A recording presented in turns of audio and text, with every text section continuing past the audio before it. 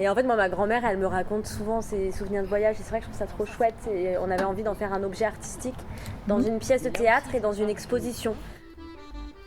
Vous n'étiez pas née. On a proposé au Café chez Daddy de monter une exposition de souvenirs de voyage. Tout le monde aime écouter des histoires.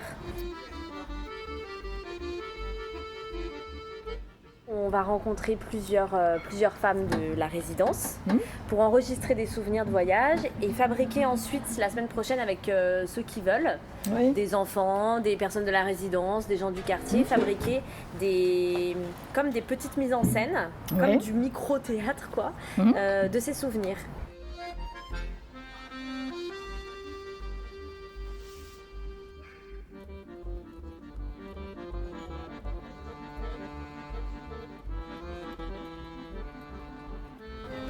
Alors, est-ce que... Et vous avez bu de l'ouzo?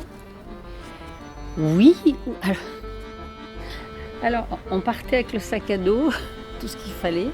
On arrivait dans un petit village au bord de l'eau, puisqu'on est allé que dans les îles. On nous a fait visiter la cathédrale, tout. On a fait le chemin de croix. C'était des belles vacances. Les mers du Nord sont belles, hein.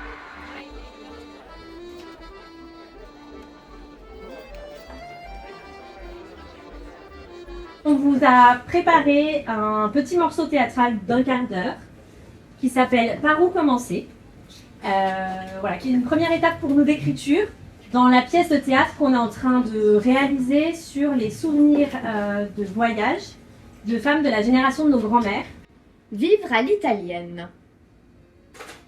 Les habitudes à table n'ont rien en Italie qui puisse surprendre les touristes français. De l'aéroport d'Alger au dispensaire de Gemma Saharic, 100 km. Donc elle fonce, la bonne sœur, sur des routes. Fallait les voir, ces routes.